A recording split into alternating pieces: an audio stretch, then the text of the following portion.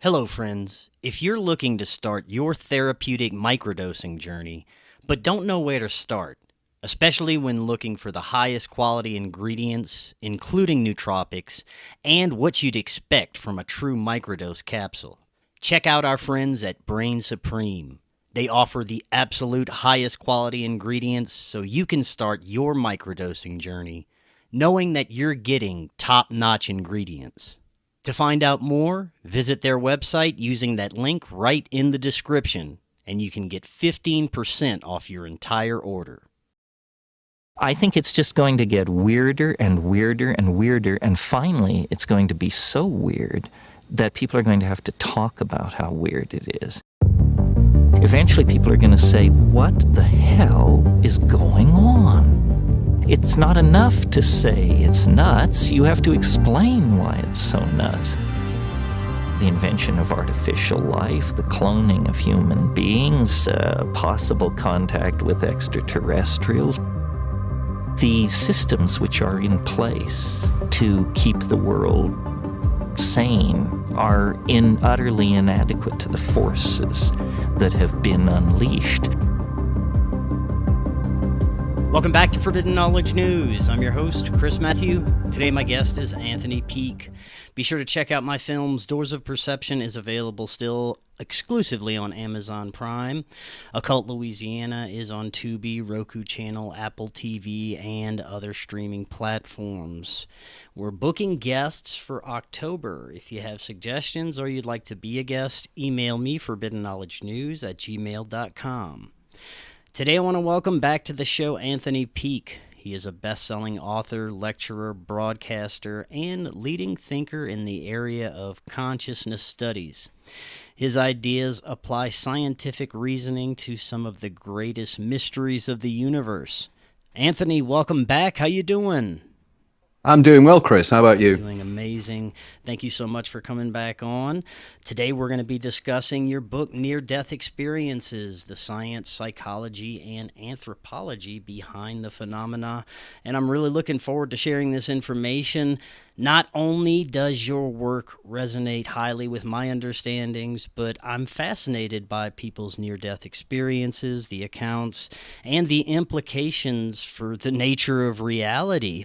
Before we get too deep, this has been a while since you've been on. Remind the audience just a little bit about yourself and let them know how they can find out more about you. Yep, okay. The name is Anthony Peake. I'm a UK-based author, now written 13 books, numerous articles, a number of peer-reviewed academic papers on the subject matter I talk about. In terms of background and education, I have a double honours degree at the University of Warwick here in the UK, and I did postgraduate at the London School of Economics, where I specialised in economics and psychology. Been interested in unusual human experiences ever since my days ever since the mid-1960s, really, and chose my subject matter quite carefully because I'm very much interested in the sociology of belief, the sociology of religion, but also I'm very interested in the scientific applications of trying to explain extraordinary phenomenon using science, which has been my philosophy. So over the years, I've very much focused in on near-death experiences, out-of-body experiences, deja vu, precognition, these type of things. And if anybody wants to contact me as well, I'm very active on Facebook. I have my own YouTube channel, but you can search by just finding Anthony Peake. I also have my own website, which is anthonypeake.com, and you can also find me on Instagram as well. Perfect. Oh, yes, and all my books are available by basically even ordering it from your local library, in that I'm not vanity published or I'm not self-published. I'm actually a proper author in raised commas, in the sense that publishers actually pay me in advance to write books for them, which means that my books get everywhere. And also, if you're interested, my books are in various foreign language editions as well. You'll also get them on Kindle and on Audible, which I had to audition to read my own books as well on that as well. So the books are out there. If you want to buy them, that's fine. If you want to actually order them from the library, I don't mind. It's getting the ideas out there that's important. Excellent. I'll have those links easily accessible for everyone in the description so they can check those out as we speak. What was it in particular that brought you to write this book? Well, because near-death experiences have been a central part of my writings over the last 21 years or so, probably slightly longer now. And it's the near-death experience, I think, that really encapsulates so many areas of my own developing hypothesis about the nature of reality and the interface between consciousness and whatever external reality is. In that it involves many of the factors of my own cheating the ferryman hypothesis, which we may touch upon as we progress through the discussion.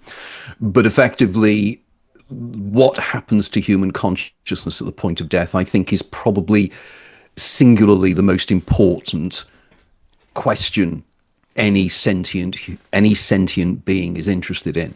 We all know we're mortal, as one of the famous statements many years ago. There's only two inevitabilities in life: tax and death. And we certainly understand tax to a great degree, but we don't necessarily understand what is taking place when we die. And although I've touched upon near-death experiences many, many times in my writings, I really wanted to focus in a book exclusively on near-death experiences. So what I gave myself the task to do was to read virtually every single academic paper that had been written on near-death experiences over the last 40 years, 50 years, and talk to as many experiences as I could, and also really check out the latest research that's being done in the area of near-death experiences. So in my latest book, you will find a review of near-death experiences, probably unique in the writings on the subject thus far, because I very much take a scientific, rational approach to it. If you want a book on, gee whiz, it happened to me and I saw Jesus in a cloud, that my book is not for you. My book will be telling you in great detail what happens neurologically within the brain at the point of death, the neurochemicals that release these kind of things. It is not an easy read, but it is an important read. But if you want the books where just people tell you their wonderful stories about floating in heaven and Lord knows what else, there are other books for that. But if you want real answers and issues that you can take to the skeptics, my book is fairly important for you, I think. Within the realm of scientific aspects of near-death experiences, what did you really focus on in the book? Give us a synopsis.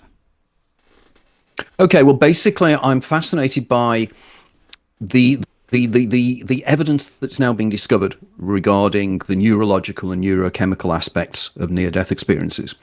And in that, I've been working closely with a number of academics. And in fact, I was delighted when a young neuroscientist by the name of Pascal Michael, Dr. Pascal Michael, actually approached me wanting to write the foreword to this book, because that was of great importance to me, because Pascal and the people he works with at the moment are doing some phenomenal work in terms of really understanding the relationship not only between near-death experiences and brain processes, but also the similarities between near-death experiences and experiences with entheogens such as 5-MeO-DMT and dimethyltryptamine. And there are clear parallels to be taken there. But also I'm interested in some of the amazing discoveries that have been made over recent years regarding literally being able to scan the brain of a dying person and the results they found from this. And there's been a series of about 4 or 5 really interesting academic papers that have been written over the years. And indeed, one of them is now all over social media. There's an effect of a Canadian guy that was living in southern Germany in 2022. And he was 85 years of age, maybe slightly older than that. And he fell off a ladder while he was decorating his house, and he was rushed to hospital. And while he was in the hospital, he went into a series of epileptic seizures, what's called status epilepticus. And they decided they needed to scan his brain to see what was going on. And while they were scanning his brain using very high technology equipment, he died. So for the first time ever, there was a scenario whereby a human being's brain was being scanned as they died.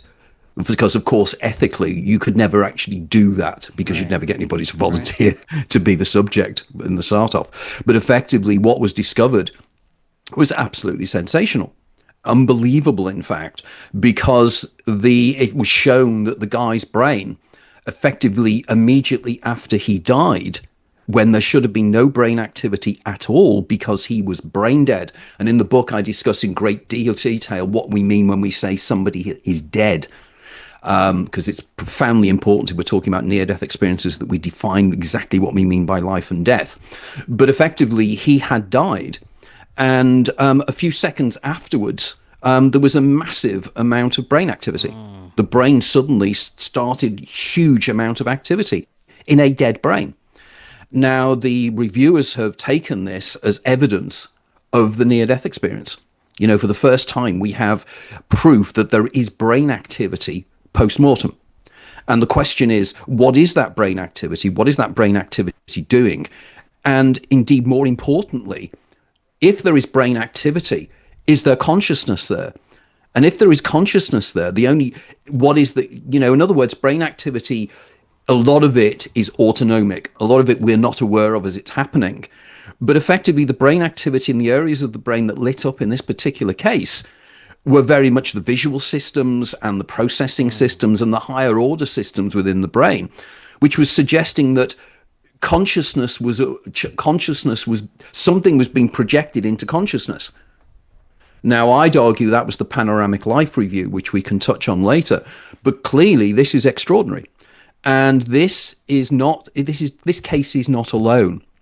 There's a guy called Lakmir Chalwa that has been doing work in the United States, in Washington, over the years, where he has been experimenting with mammals and with chimpanzees and monkeys and everything else. And they found the same things. And they discovered, for instance, there was one case, again, there was a guy called Pierpaolo Pani, who in 2018 managed to get exactly the same things that the Vicente case, which is the one I'm talking about from 2022, they found with a macaque monkey, where they euthanized a macaque monkey. And again, there was this massive increase of certain types of brain waves in the brain, gamma waves. And gamma waves are known for being the higher level. You know, they're equivalent of dreams. So it's as if we die in a dream state. So this is really interesting. And there's a couple of other experiments I'd like to focus in on if we get the time later on, which reinforce this as well. But we're in a very interesting time here at the moment as regards near-death experiences. You mentioned earlier the importance of establishing a clear definition of death. Maybe we should do that before we go any further for the audience. How would you define death?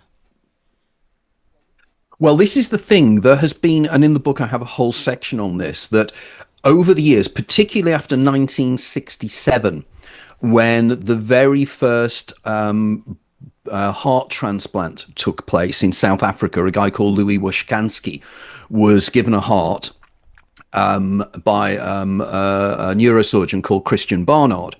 Now, this suddenly opened up a can of worms, because suddenly we were in the position that we could, by harvesting organs from somebody, we could allow somebody else to survive. But of course, you have to have basically a living person in order to harvest their organs. For instance, you can't take a heart out of a corpse because the heart has stopped beating and the heart has already started to deteriorate very, very quickly. So the question then was, we need to understand what is life and what is death far more accurately. And there was a whole series of symposiums and discussions and research done in the United States to define exactly what we mean when we talk about death. And this is why we end up with the confusing terms of brain death and clinical death. Now, people will turn around and say that some people have had near-death experiences and they have died and come back. Nobody has had brain death and come back, because by definition, you cannot come back from brain death. It's when the brain has ceased function. It's when there is no oxygen available in the brain. And the thing is with brain cells, they desperately need oxygen. Brain cells cannot create their own energy. other cells in the body and other organs in the body can generate their own energy, whereas brain cells can't. So therefore they need oxygen, and no more than 2 or 3 minutes of loss of oxygen to the brain, and the brain is irreparably damaged, and there is no coming back from that. So the question then is, at what point do we decide what death is? Now, what is intriguing is different states of the United States have different definitions of what death is and what brain death is. Now, for instance, there are certain things you can tell. For instance, there is something to do with if you shine a light into the eye, the way the pupil expands or not. If the pupil doesn't expand, it means the brain isn't functioning very effectively. But what really matters is when the brain stem dies, because then the body is really dead. The brain stem is the area at the back of the brain, which is effectively what people would call the reptilian brain. It's the kind of the bit of the brain that makes us move, makes us walk around, but it's not conscious in any way. Whereas the conscious part of the brain, the cerebral cortex, that functions in a different way. But brain stem death means there is no coming back at all, because effectively you can be brain dead and there can be no brain activity, but your body can be still alive, particularly these days with modern technology, where you can keep somebody alive in a permanent vegetative state. They're still technically alive, but they are dead. Or are they? Because that's the issue now with these discoveries about this sudden brain activity soon afterwards. The Vicente paper, which suggests that we need to be a little bit more careful here. You know, and the idea of whether people are consciously aware, that type of thing. So it's very important that we define death, but also we need to define life. We need to understand when we talk about something being alive, what do we mean by that? How do we define life? And then the billion-dollar question, how do we define consciousness? How do we define the existence of perception within the brain? Because, of course, does perception occur in the brain, or is perception something a lot more complex than that?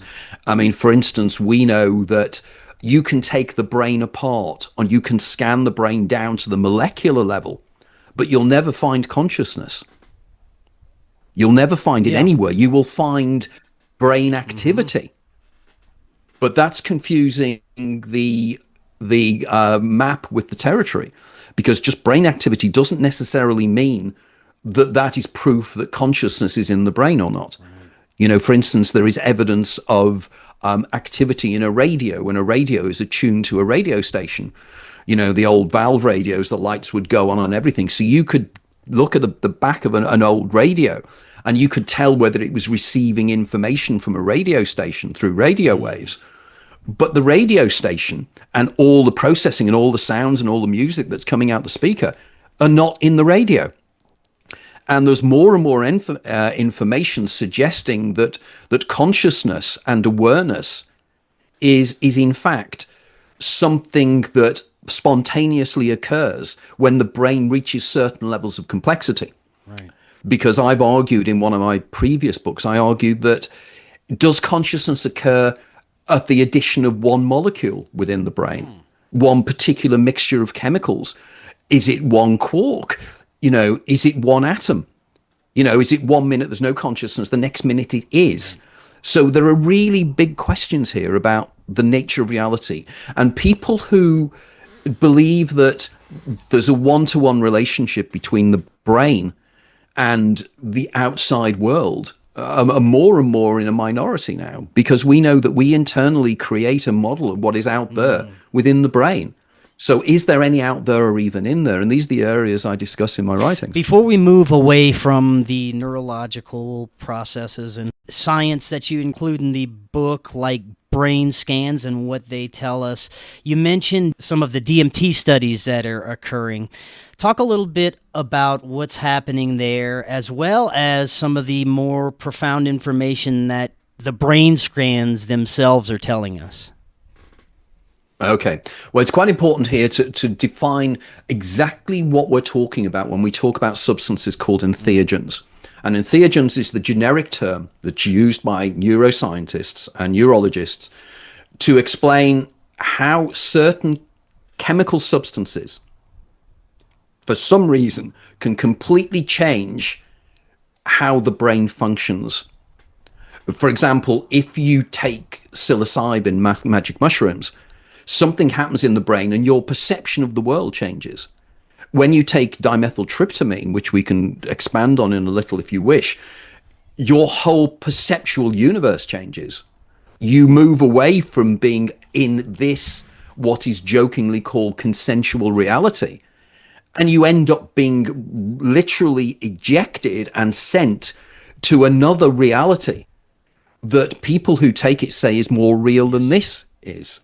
So the question again is, all we have here is certain molecules reacting with the structures of the brain to create different places, different universes. And this in itself is very, very curious and very, very strange. So the question is, how do these substances do it? And when they do it, where do they take us? And it seems the latest research is extraordinary.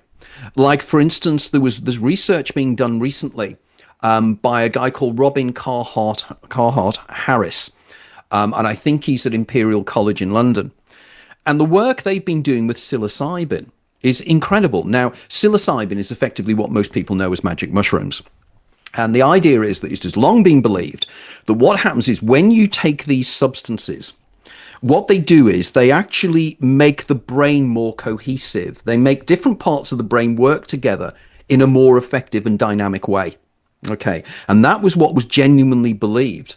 But Carhart Harris and his team have proved something different. It seems that when you take these substances, it actually stops the brain communicating with itself. It actually disrupts the signals traveling across the brain.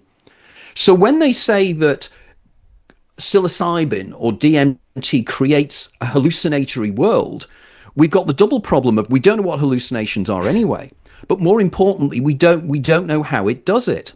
Now, there is an argument to say that this is exactly what people like myself have long argued, that these substances disrupt the brain's ability to act as an attenuator.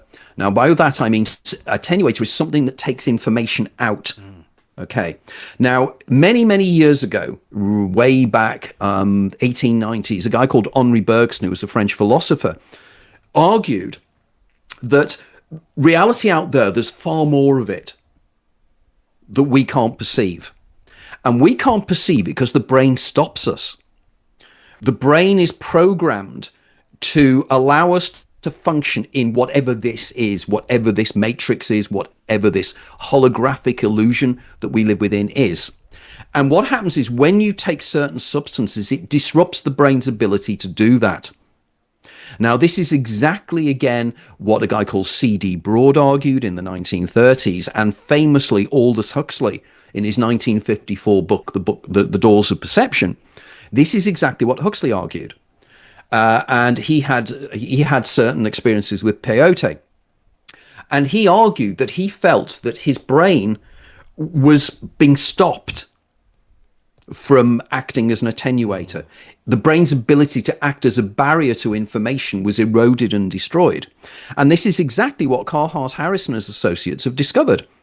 They found that the brain ceases to be able to communicate with itself, which means it no longer can function to stop the wider reality coming through.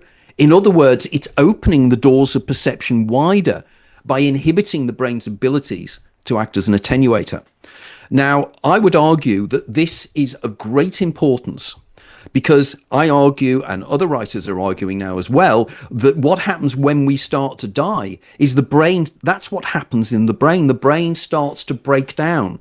In the final moments before death, the brain's abilities to function, because it's suffering from oxygen starvation, effectively, it cannot function in the way it normally does, which breaks down the barriers and allows people to have these experiences that have been reported for centuries. I mean, there are things such as known as terminal lucidity.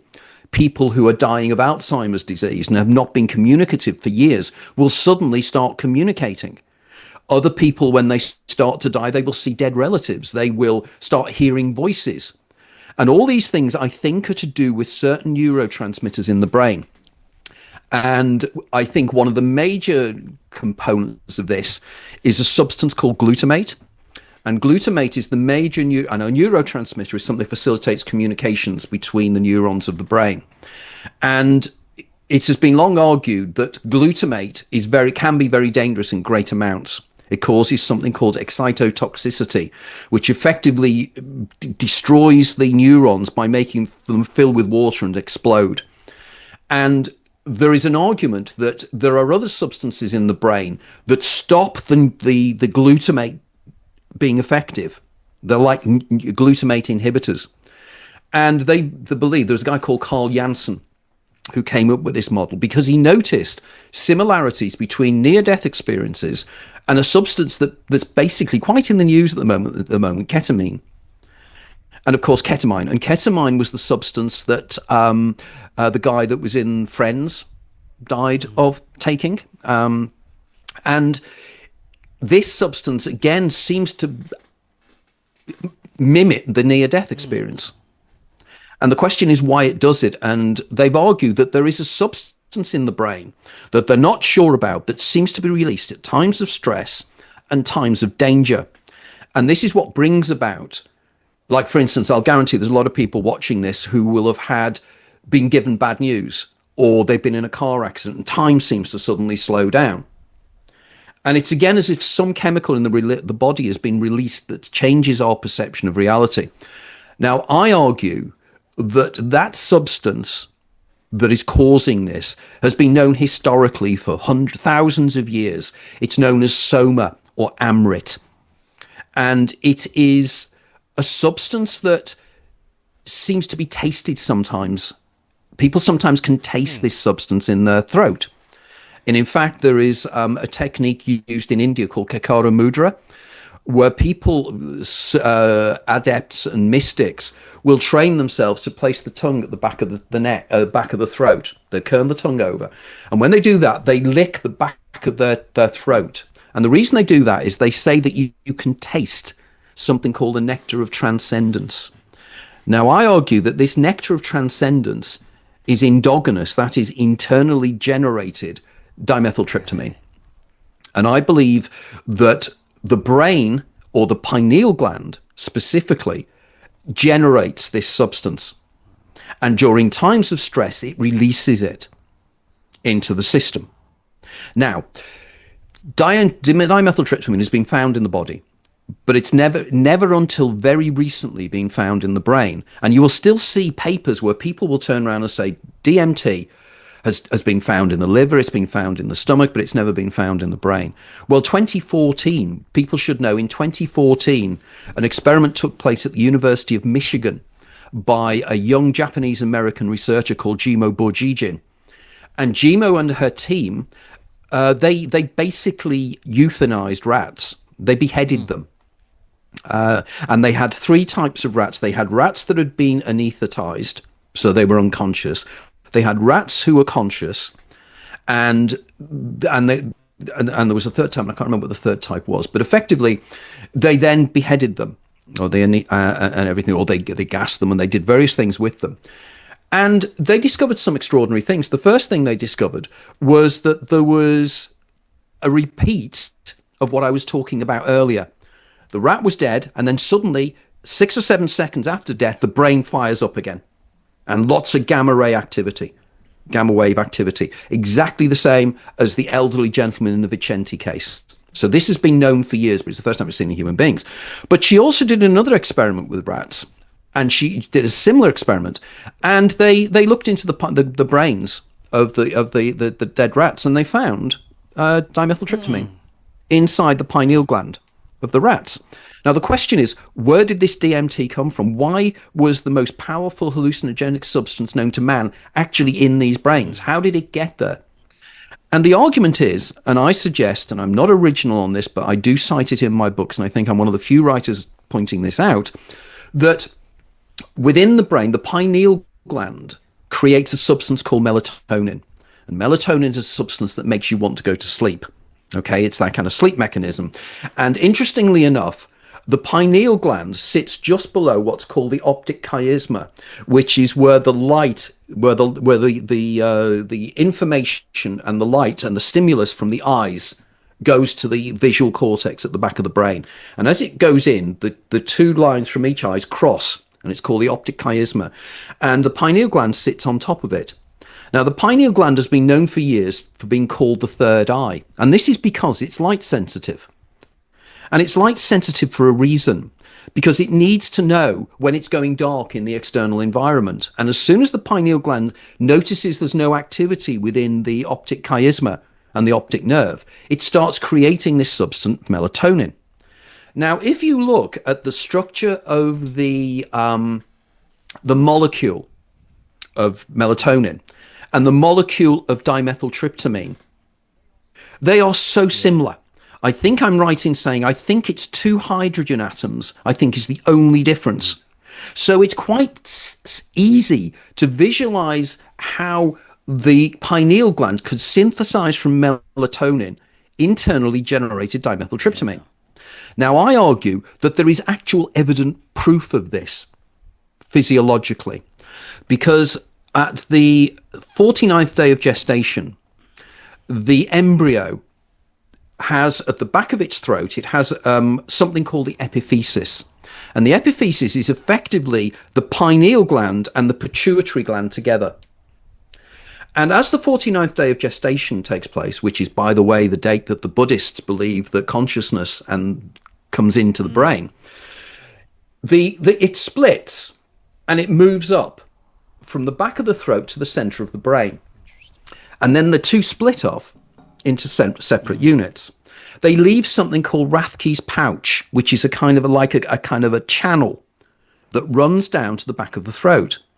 Now, imagine what I argue, again, and something as associates of mine have suggested this, that if the pineal gland creates DMT under certain circumstances, where's it going to go? It's like a liquid form. It's going to drip down Rathke's cleft to the back of the throat. Remember I mentioned Kakara Mudra? These guys doing this? They're doing this because they're tasting DMT. Yes. Now, again, what is intriguing here is there are tribes in Colombia, in Latin America, called the Mamas. And they take young children straight after birth, and they put them in a cave where there's no natural light. And these kids grow up in this scenario with no natural light. And I believe the reason they do this is because these kids are trainee shamans. Mm-hmm. And they're trainee shamans for a reason. Because they're denied access to light, it means that melatonin in their brains, right from the start, from their childhood, the pineal gland is trained to create more and more melatonin. Why is it needing to do that? It's needing to do that because that melatonin is being turned into endogenous dimethyltryptamine, which allows them to shamanic travel. So there are so many links here, and there's so many more discoveries being made by these researchers about these substances in the brain and how DMT and the near-death experience are profoundly similar. Now, I'll finish in a second, but one of the most important pieces of research that I cite in the book is by the guy that wrote the foreword, Pascal Michael. It's Pascal Michael and another associate of mine, Professor David Luke, who's another researcher into DMT. They were really intrigued about the experiences of an American neurosurgeon by the name of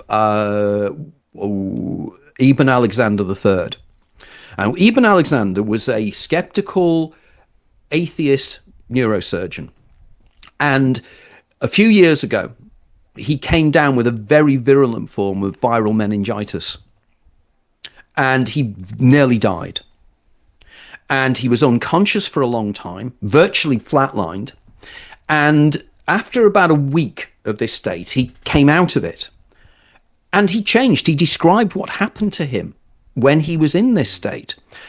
And he found himself, and it's really incredible, he found himself, he's died, he loses consciousness, and then suddenly he's somewhere else completely. And he's in this mud, this kind of slime, and he finds himself climbing out the slime. And he looks around him, and he's in this completely different world. And he finds himself floating above himself. And then suddenly he finds himself on the wings of this massive butterfly. And sitting next to him on the butterfly is this beautiful young woman with incredible coloured blue eyes, really uniquely coloured blue eyes. And she starts to talk to him. And he talks back, and she explains what's happening to him, and he's in the realms of dying and everything else. And then he has then a whole load of other experiences, which I won't go into at the moment. But he then comes back, comes to, and he's explaining what happened to him. And his parents are sitting there, and he explains, and he said, and the really bizarre thing was there was this beautiful young woman that had these incredible eyes. And his parents go really quiet, and they said, oh, right. And he discovered he'd had a sister he never knew about who died before he was born. And the thing that was unique about her was the colour of her eyes. Wow. So clearly he'd either drawn up or he'd interfaced something from somewhere. Now, the interesting thing is that my associates, Pascal and Luke, Michael and Luke, also found out from their research that Ibn Alexander is an interesting guy. Because he's also taken DMT, and specifically a form of DMT called 5-MeO DMT, which is an even more powerful variant. So they have somebody who's had a near-death experience and a DMT experience. And they interviewed him and asked him about it, and there were some things that were different, but an awful lot were similar. Although he's fairly convinced that the experiences were qualitatively different, but I'd argue they would be, because the near-death experience is a much deeper experience than a DMT experience. So there are elements of similarities here. Now, again, with a DMT experience, you fly out your body, you have out-of-body experiences, you feel time dilates, you meet the being of light, and you meet entities. Now, the entities you meet in DMT are again intriguing, because in my research, I've come to the conclusion the DMT entities you meet are like the entities that people meet in shamanic traveling. You know, I was talking about the mummers, same kind of thing. And also the entities that people meet in near-death experiences, and also entities people encounter in UFO abductions. And I believe they're all the same entities. And it is interesting that these entities seem to have independence of us. And I will stop now, but it's very important to get this point across. Another associate of mine is a guy called Dr. Carl H. Smith, university professor, everything else. And he's part of a research team that are volunteering to take DMT under controlled conditions, because it's a prescribed drug in the UK and in the USA. But under certain conditions, you're allowed to take it for medical purposes or for medical research. And there's a group of volunteers that have been taking DMT every 2 weeks at Imperial College in London. And Carl is one of them. And they take it intravenously. So they inject it into them, or they have it injected into them. And then they go to the DMT world and describe what happened to them when they come back. Carl takes it the first time, shoots out of his body, and he finds himself in this place called the DMT cage, which is this weird place. And you have all these fractals and everything's breaking down around you. And he said, suddenly this entity, like a mantid, comes across and pokes him and said, you shouldn't be doing it this way. This is not how you do it. And then leant back. Then he comes back 2 weeks later, and the same creature came over and said, I told you last time you shouldn't be doing it. So clearly, as Carl has said to me, this means these entities are independent of us. They're not hallucinations. They're far more than that. They're expecting us. So the question then asks, the DMT world, alien encounters, alien abductions, and the near-death experience are all facets of the same thing. I'm right there with you. There's so many fascinating possibilities. I do want to shift a bit, because I'm fascinated with how our perception, our theological beliefs, the state of our mental well-being and emotions affect the nature of near-death experiences and even things like psychedelic experiences. And you've spoken to many people who've had these. Would you say that primarily most people's experiences are positive, or would it depend on these factors pretty heavily? It really depends. I mean, effectively, if you look at a lot of the gurus that are peddling things like out-of-body experience training online these days and everything, because the out-of-body experience is also related to this, they will argue, no, it's unlikely if ever you're going to have a bad experience. Well, I know people who've had very, very bad experiences, psychologically damaging experiences, because remember, if you are in this altered state of consciousness, there's no escape. You can't automatically get back because you're already out there. And if the entities are more than just hallucinations, but they are but even if they are hallucinations, they are created by our subconscious in some way, and they bring up all these ancient fears we have that we carry with us. So you're like in a nightmare scenario that you can't get out of, that's hyper real. Well, to me, if they're giving you information that you didn't have before, sometimes they're giving you information that you shouldn't have access to, it seems. That, to me, says that there is something, an external intelligence that we're interacting with. Well, yes. I mean, people who take DMT call the essence they encounter Mother Ayahuasca, because, of course, ayahuasca is DMT. And clearly, there seems to be a sentience about it. Now, of course, Terence McKenna, the famous guy who used to write about ayahuasca experiences, called it the machine elves. And it seems to have a sentience that is almost humorous. It's almost as if it's pulling our legs. It's playing with us in some way. And this, again, can be paralleled with the writings of people like Jacques Vallée, the UFO researchers, who argue that the UFO phenomenon is also manipulating us. And as you know, every year now I speak at Contact in the Desert in Southern California, which is the world's biggest UFO event. And I have the opportunity there to speak to a lot of famous UFO individuals, Travis Walton, people like Whitley Strieber, people like that. So we all get together and discuss these things. And that whole group are moving more and more towards this DMT hallucinatory world attitude. But the world out there is, if these entities are in somehow, and I argue they're not independent of us, they are brain created, but they have independence of us as well. And I call this concept the egregorial. And in my book, The Hidden Universe and Opening the Doors of Perception, I spend an awful lot of time, hundreds of pages, developing this hypothesis as to how these entities can be brain generated and can be hallucinations, but can still be real. Because the question is, we go into quantum mechanics, we don't know what is real. We have no real idea of what is real. We believe that out there is real only because our senses tell us.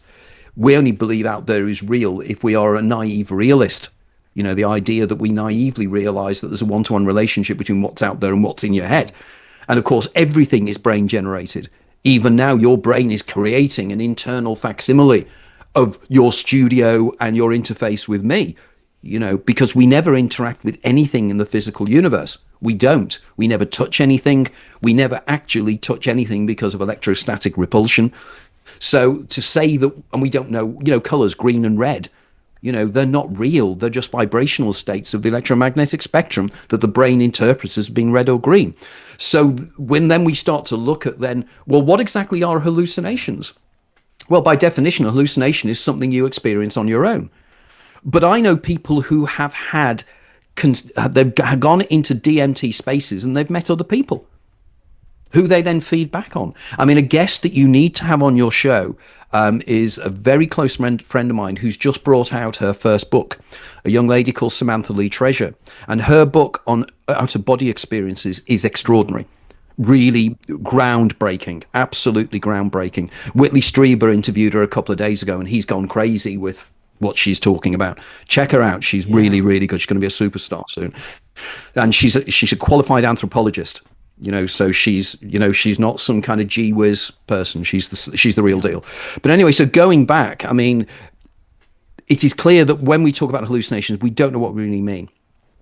So when you go to these places, can you really escape? Because if they have a reality and they get bad, and you bring up the negative aspects, like there are so many cases of demonic, nasty NDEs. I mean, Howard Storm, one of the NDE experiences, is a classic example of this. He had malevolent entities pulling at him, trying to pull him down. Now, whether these were manifestations of his own sense or feelings, it doesn't matter.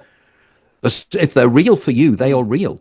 And if it's visceral fear that you have here. So to make out that all near-death experiences are good, there is the concept of the bardo state in Tibetan Buddhism. And I argue that, in fact, the bardo state is that kind of interim world between life and death. And when you see, again, the signs of somebody that's just died and there's activity, I believe that activity is the bardo state in Buddhism. Because if you're in the bardo state, you have bad bardo states, you have good bardo states. And it's all to do with your hopes and fears. But if we co-create this reality, as more and more evidence from quantum mechanics is saying, we collapse the wave function. The matter and everything else are basically statistical waves until they are measured or observed. Before then, they do not exist in three-dimensional space. We bring about they're pulling them through into physical reality. Does the individual's beliefs, theological beliefs, does it heavily affect the nature of the near-death experience, as in, say, a Christian would see angels or demons, but on the other end, if a person is a Buddhist or has a different spiritual belief system, would they inherently experience something related to that? Yes, they would. I mean, the Charles Saunders Peirce, who was an American philosopher many years ago, came up with the concept of the phaneron. And the phaneron is effectively the world that is created by us, by our expectations. So effectively, when you go into a near-death experience, depending upon your social programming, is what you will see. And I have long argued that, for instance, the being of light, which is one of the moody traits, it's one of the entities you experience, I would argue that is an equivalent of the shamanic guide that people have in shamanic traveling. And this being will normally manifest itself in whatever social norms you expect it to be. If you are a Christian, it will manifest as Jesus. If you are Hindu, it'll be Shiva or it'll be Brahman. Technically, it can't be Brahman because that's everything, but technically be one of the minor gods. So clearly, this seems to be culturally based. And I have a whole section in the new book on the anthropology of near-death experiences. And consistently, whatever your culture is what near-death experience you get. It is very rare, and I'll stand corrected here. And I'm really keen, if there's anybody out there who has had or knows of somebody who's had a near-death experience when they have been a Christian and it's converted them to being a Muslim or being a Hindu or being a Jain, because I don't know of it. All the examples I've got is that you go there and it's reinforcing your beliefs, which means it's created out of your expectations. Yes. But the question is then, how do we deal with the real mystery characters that people meet in near-death experiences? I'll give example. Children's near-death experiences. So many of them involve the children when they're in the dead world, as it were, when they're within the NDE world. They meet school friends who are alive. Interesting. Huh. They meet people who, like Elvis Presley. Elvis Presley is there to be greeted by them. Some children now, and again, Sam Treasure is doing research on this for her next book. Some children, because of the way in which we are now existing in a world of the visuals of computers, and we're living in virtual realities and we're on the screen all the time. Her work is very much saying that screen entities and things you expect on the screen, things from manga are now bleeding into near-death experiences, out-of-body experiences. And it's because we are co-creating this, because our expectations are such. Children now expect to meet cartoon characters. Mickey Mouse happens a lot in near-death experiences with children. Now, Mickey Mouse is not a belief system. Mickey Mouse is not a deity. Mickey Mouse is not a god, but he's there. Manga characters occur in near-death experiences. So clearly, to just interpret it with your own religious worldview or your expectations doesn't work. Yeah. There's more to it. And it's brain created, but it's not. And again, I'll come back to the point that if this reality is brain created, and we believe this is real, there's no reason to not believe that out there, when we have these experiences, isn't real. But that was an excellent question, by the way. Really, really good. Was there any amount of people that didn't experience anything? Was there anyone that you've talked to that didn't experience anything at all? Oh yeah, this happens a lot. People, when they have a near-death experience, or they go into what would be ordinarily a near-death state, and they found nothing, just blank, nothing. But the problem is there that if you don't experience anything, there's no sensory input, so you can't describe what you didn't experience because there's nothing. Now, my argument here is, and it's so important, there are three categories we need to take here. There are near-death experiences, and there are real death experiences. In other words, a near-death experience is one where the person comes back to tell us the story of what happened. Nobody has ever come back from a real death experience to tell us what happens. And this is important. So nobody's been brain dead, completely brain dead, flatlined, all the brain has ceased to function completely. Nobody has ever come back from that, because you need the brain functioning in some way in order for the perceptions to happen. Now, and this is so important, I argue that the reason we get confused with near-death experiences is there's one factor that people are not thinking about, and that's time perception. Remember that people say in a near-death experience, time seems to slow down for them. Now, if time slows down for a person who's dying, by quickly thinking about that, you'll realize that the person you are watching die, their time is different to yours as the observer of that person dying. So very quickly, you and that person are living in completely different timescales. And you can very quickly do from the maths or from an application of like Zeno's bisection paradox that the person who's dying may never actually get to the point of subjective death in their world of time. You see them die, but they never get there. It's like, imagine watching, you suddenly go into a dream state now and you have a whole dream that lasts hours and you micro dream and we're talking. As far as I'm concerned, you just close your eyes for a couple of seconds, but you've been away for hours. Which is the real hours? The hours that you spent in the dream, or the seconds I watched you dreaming it? And this is so important. Now, very much going back, so there's the real death experience and the near-death experience. But there's also something else called the fear-death experience.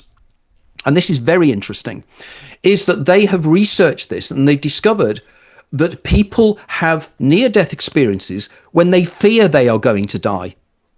They anticipate they are going to die, even though they don't. Even though they don't even sometimes go into the state where they are badly injured. But they still go through a near-death experience. And this is because the brain is programmed when they think they're going to die to suddenly release these neurochemicals to bring about the near-death experience. So there's not necessarily a one-to-one relationship between actually dying and experiencing a near-death experience. And that is profoundly important. That's so interesting. Earlier you mentioned the panoramic life review. Talk about the implications you write about what this means for our reality and some of the similarities people have had with this. Oh, absolutely. Now, the panoramic life review is quite fascinating in that it was first really discussed by a guy called Albert Hein, who was the president of the Alpine Climbers Club. I think he was Swiss. And he had a climbing accident where he fell off a cliff. And while he was falling, he saw his whole life go past his eyes in external time, a split second. And he managed to survive, and he was so intrigued by this, he started talking to other climbers who'd had a similar experience, had fallen. And he found that a large majority of them had this panoramic life review, where they saw either the whole of their life passing by, or they saw it in a series of snapshots running along. Now, he became intrigued by this, so he started to research it, and more people started to get into this, which is interesting because Heim was writing, I think, about the 1890s, but it was only really in the early 1970s when Raymond Moody wrote his book Life After Life that interest came into near-death experiences. But they discovered that many people who'd had near-death experiences report this panoramic life review. Now, again, when you look into history, it's reported a lot. I mean, many famous writers have discussed it as well. You hear this, my life flashed before my eyes. Now, the question that intrigued me about this was, what's the mechanism here? How can you see the whole of your life flash before your eyes in a few seconds? I can't recall things that happened to me in detail a few days ago, a few weeks ago, but people say that it's absolutely, not only is it real, but it's tactile, and you feel your emotions and everything else. And not only that, sometimes you feel the emotions of your effect on other people. So it's as if you're tuning into a kind of an emotional experience as well. And I started to think myself, and I thought, well, how does this work? Does the brain record everything? And in my Cheating the Ferryman hypothesis and my books on cheating the ferryman, I build up this model where I actually do the neurology of this, and I discuss how researchers have looked at how the brain processes memory and how the brain processes life. And it is evident from the research of people like Wilder Penfield in the 1930s and 1950s, and also other researchers, that the human brain remembers everything. And it stores it holographically. In other words, you can't find where the memories are in the brain, and people like Carl Pribram and Carl Lashley were people who worked on this for years to try and find where memory was in the brain. They could never find memory, but what they could find is the places that processed memory. Places like the hippocampus, which sits underneath the temporal lobes of the brain. So this is almost like the receiver of all the information about your whole life, but it's blocked in some way. We can't get to it, but some people can. Like, for instance, there is a young lady called Becky Sharrock, and Rebecca Sharrock, has what is known as HSAM, which is highly superior autographical memory. It's a known phenomenon. There are about 8 people that have been recorded as ever having this, and she's one of them. She remembers absolutely everything in her life. Her dreams, she even remembers being in the womb. Wow. Now, I interviewed her on my own podcast about 2 or 3 years ago. Now, if I have recorded the interview's on my YouTube channel, but also I've taken just this section for people to watch. Believe me, you need to watch this. I'm interviewing her, and when I used to do my interviews, I used to do my interviews with my associate, Sarah Janes.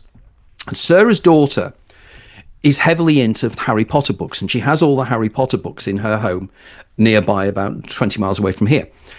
I knew that Becky Sharrock also liked the Harry Potter books, so I decided on a live interview to possibly compromise her. So I said to her, Becky, you like Harry Potter, don't you? And she said, yes, read all the books. And I said, okay, fine. And you say you remember everything you've ever experienced? Yes. So I then said to Sarah, can you get your collection of Harry Potter books? Can you pick one of the volumes at random? Can you then pick a page at random and pick a paragraph at random off that page and start reading it? And I said to Becky, come in when you feel you can come in. She got 6 words in, and Becky read the whole paragraph. Now, that is astonishing, because that effectively means that certain people, and I argue it is people who have autism, certain forms of autism, which Becky has, and also has, and I'm sure that we'll find that with Becky, we will find this, also experienced something called temporal lobe epilepsy.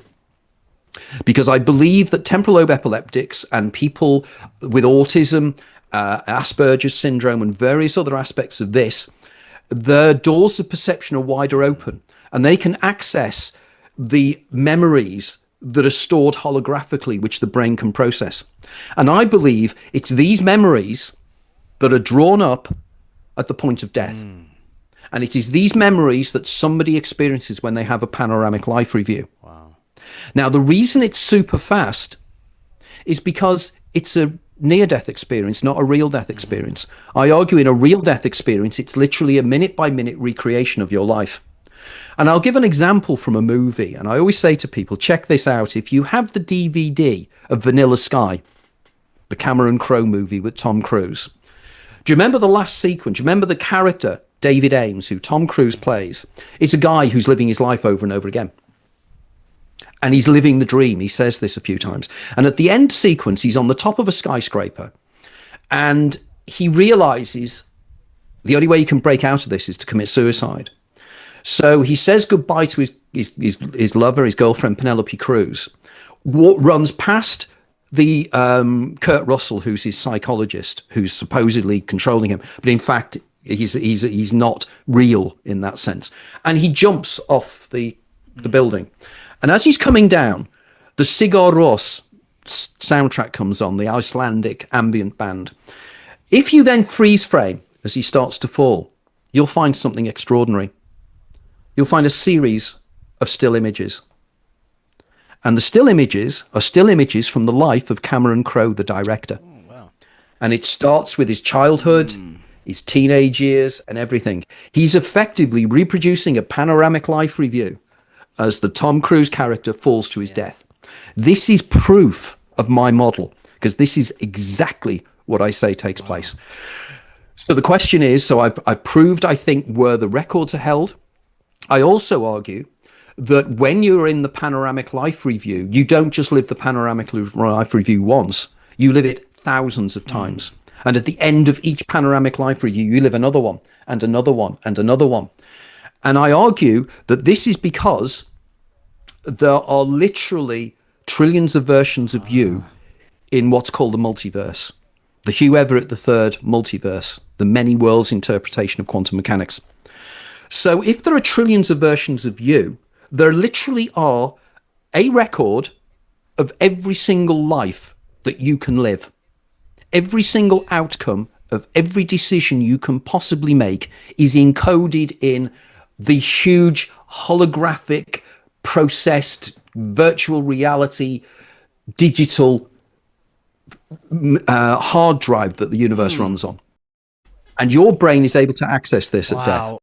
This is such a huge concept to try and wrap up, but based on everything you said, it seems that there is a collective imaginal or astral realm that is just beyond our perception, that contains what we would understand as the afterlife, the paranormal realm, the extraterrestrial realm, basically an ecosystem of intelligences that we have access to through things like DMT and these near-death experiences, and they are part of the near-death experiences. But beyond that, the actual death experience is still a complete mystery, and we still have no information about anyone that has come back from the actual death experience. Was that accurate to wrap it up? Yeah, effectively it is, but I know that there will be people that will jump out and go, hold on, what about evidence of mediums? What about evidence of people who meet dead people? Where's Anthony Peake's model of that? How does Anthony Peake account for past life memories when you go back and you're hypnotized to a past life when you're a 19th century French peasant? Well, I can, and I do. And what I argue is that we are confusing our individuated consciousness. What I argue is that all of us living this life now linearly, I call eidolons. And effectively, we are like a sprite on a computer screen that exists for one game. You know, when you play a third-person computer game, you create the on-screen sprite, and it runs down a corridor, it goes into a room, gets eaten by a monster. I argue that this is how life really works. And there are many versions of us, many eidolons, all of which don't have memories of their past life. So they only exist once. But after the first game, there is a game player who remembers the last life you had, and I call that the daemon. And so you imagine when you play a game like Tomb Raider, for example, the more times you play it, the more eidolons you lose, the more on-screen sprites die. But in their death, you start to understand the environment. You start to know what's where. You start to be able to manipulate your on-screen avatar to survive for further into the game. Now, the daemon is effectively your higher self. The daemon is your voice in your head. The daemon is the being that warns you about things. The daemon is that sense of recognition of people that come into your life. The daemon has your, and sometimes the daemon's memories can leach over into your memories. And that's a déjà vu. So when you have a déjà vu, it is effectively you remembering a previous life when you encountered this person or this set of circumstances. But the daemon remembers that all the time. So the daemon, after life after life after life, the daemon starts to build up a picture. So there's you and your daemon. But then I argue that behind, and you are the daemon, you are both. But then behind the daemon, and scientifically this is more difficult to prove, but behind the daemon, because I can prove the daemon scientifically, by the way. So neurologically, I can prove this. But behind that is then what I call the uber daemon. And effectively the uber daemon is the collective unconscious, as in Jung. And the uber daemon is the memories of every human being that's ever lived. It's the being that has experienced all humanity's lives. Like the daemon experiences one person's life, this experiences everything. Now, when you are hypnotized under certain circumstances and go deeper into hypnotism, what happens is you flip into demonic consciousness, which means you remember your own life. And this is how you can regress back to times in your own past, because you're in demonic consciousness. But if you go deeper, you slip into uber demonic consciousness, which means that suddenly you have memories of being a 19th century French peasant, or Cleopatra, or Nero, or anybody. You're not really reliving a past life that you've had. You're tuning into an information field that contains all this information. And then I'd argue that then if you go further down again, and this is where people that take 5-MeO-DMT find themselves, is this kind of personality-less, ego-less place, which I call the Godemon. And the Godemon is the equivalent in religious terms of Brahman, the Or Ein Sof. It's the intelligence, it's the program, it's the intelligence of everything that exists. And this comes down to, and I'll finish here because this works perfectly. If you check out one of the most famous stand-up comedy routines in recent years, it was the famous guy Bill Hicks. And Bill Hicks turns round, and you can check this on YouTube, it's so famous. And he turns around and he's spoofing how newscasters work. And he's got this newscaster and he's saying, oh, breaking news. Young man on acid realizes that physical reality is only energy brought down to walking speed. And he's discovered that we're only one consciousness experiencing ourselves subjectively. Now over to Bill for the news. That's great. And he hits it spot on there. Now, I know it's not original to him. Watts used to do it and various other people. And so many religions. This is the core belief of virtually every major religion and every esoteric group. They know this. They know about the daemon. They know about the uber daemon. I'm just doing the science of this. I get approached by people from these groups all the time saying, my God, how have you found this out? You're doing the science, what we believed for centuries. I was invited to speak at a Sufi monastery. I've been invited to speak, even people like Mormons have come to me and said, do you know you're doing the science? Scientologists, my concept is the thetan and the operating thetan. These are things we know subliminally, and we all know they're correct. And that's why my work resonates with people. And that's why I need to get it out there as much as possible in the few years I have left on this planet before I move into my next iteration. Well, I love it. I surely resonate with it very much, and I want to thank you again for coming on and presenting it. Before I let you go, remind the audience how they can pick up your books again. Yeah, okay, fine. Yeah, what I always say to people is I don't necessarily want people to buy my books. That's not what I do it for. So if you go to your local library and you just try and see if they've got any of my books on the shelves, and if you haven't, just go to the desk and say, I'm interested in these books by Anthony Peake. Can you get them for me? And they'll get them for you. And it's so important because the more libraries that have my books, the more people can read my books. Yeah. And that's important to me. And libraries are incredibly important. If you want your own copies of the books, go into your local bookshop. You can order them from your local bookshop. They're all over the States. They're all over America, Australia, New Zealand. If you are a foreign language speaker, I've got books in virtually every major European language. I mean, recently 2 of my books have gone into Greek, for example. So the books are there if you want to read them in your own language. If you then want to buy the books off Amazon or all the major booksellers, they're all there online. If you want to listen to the Audible, all my books are in Audible. And with the exception of my Philip K. Dick book, all of them are me reading them. So you can hear and listen. They're on Kindle. They're on various other electric media as well. They're everywhere. They're even in Braille. Excellent. So if you're interested in following up on my work, do so. Website is anthonypeake.com. I'm on Facebook as Anthony Peake. I'm also on Instagram. I post regularly, usually 2 or 3 times a day on both Instagram and Facebook. So just go on there, look at what I've got. Follow me.